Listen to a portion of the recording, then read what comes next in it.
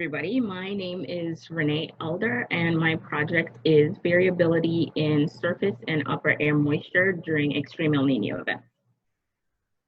So I'll go over a little bit of information about my study area, the data and analyses that I used, the conclusions I found, and some future work I plan to explore based off of those conclusions. So my study area is the tropical Americas, which includes Central America, Northern South America, and the Caribbean region. Climate in this region is not as widely studied as other areas, mainly due to the fact that there's not a whole lot of data availability or the coarseness of currently available reanalyses is just too large. And a lot of the research that has been done is mainly focused on tropical storm activity.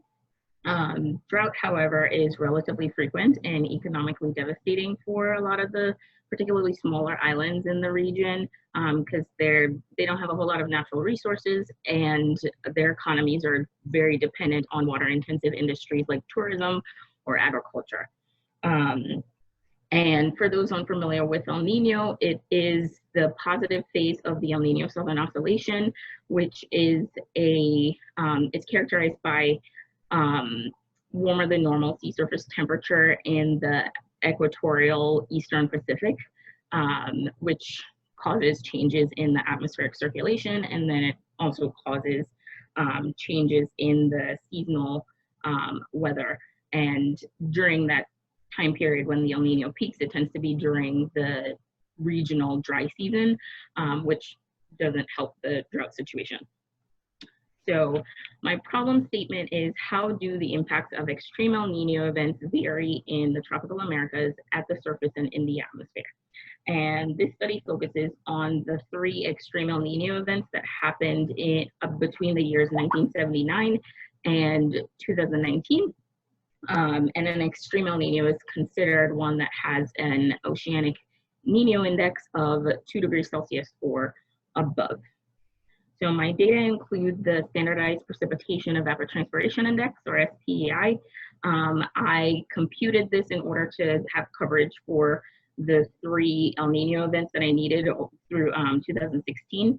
So I used our script that was made available by the author of the SPIR package and computed that on 2 different temporal resolutions, so 1 month and 3 months. And then I also got specific humidity data from the European Center for Medium Range Weather Forecast reanalyses.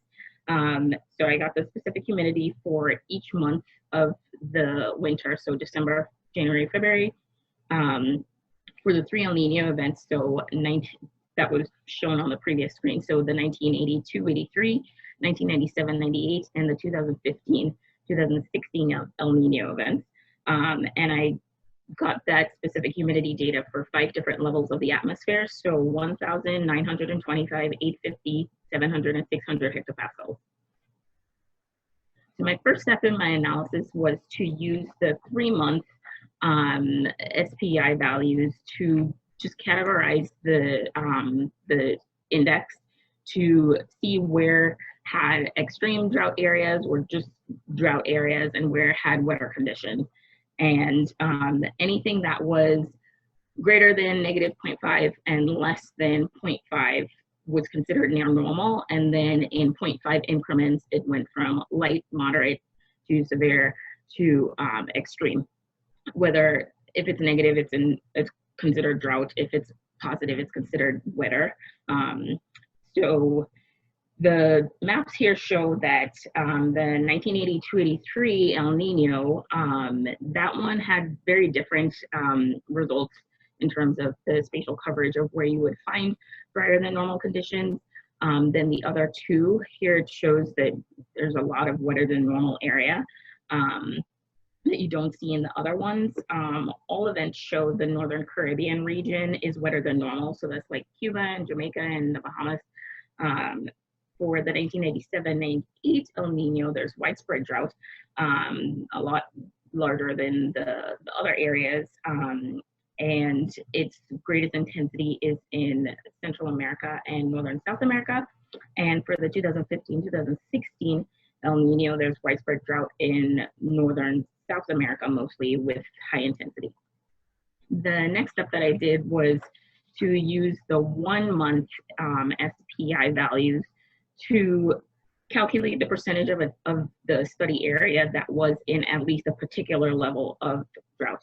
So, for example, for January, just looking at the light drought section for the 1997-98 El Nino event, you could see that approximately 70% of the area was at least in a light drought. For the 2015-2016 one, there's approximately 54% of the study area that was at least in a light drought.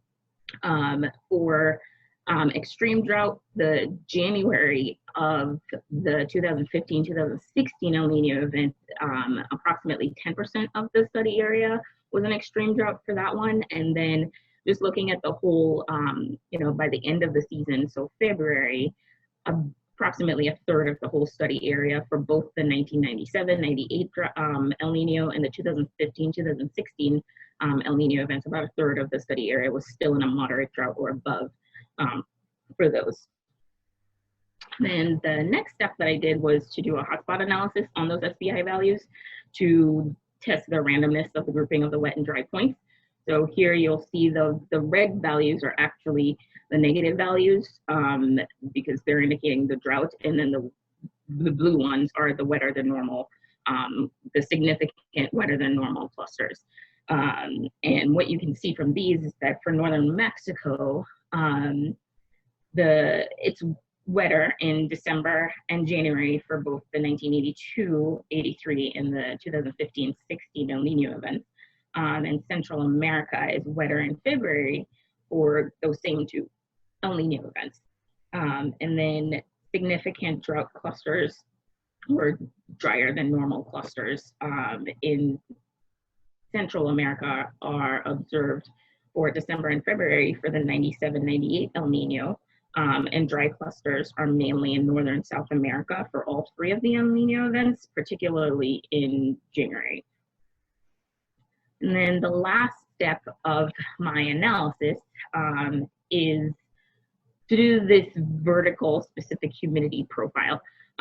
So essentially what I did was I broke down the domain, the main domain, into the subcategories, so Central America, Northern South America, and the Caribbean, and calculated a spatial average for the specific humidity, a seasonal average, I should say, a seasonal average for the specific humidity, and then did a zonal mean for each level of the atmosphere that I was looking at. So the 5 different levels for each seasonal average that I calculated, so that I would have a value, one value for each region, for each level of the atmosphere. So here you can see the profiles for each of those.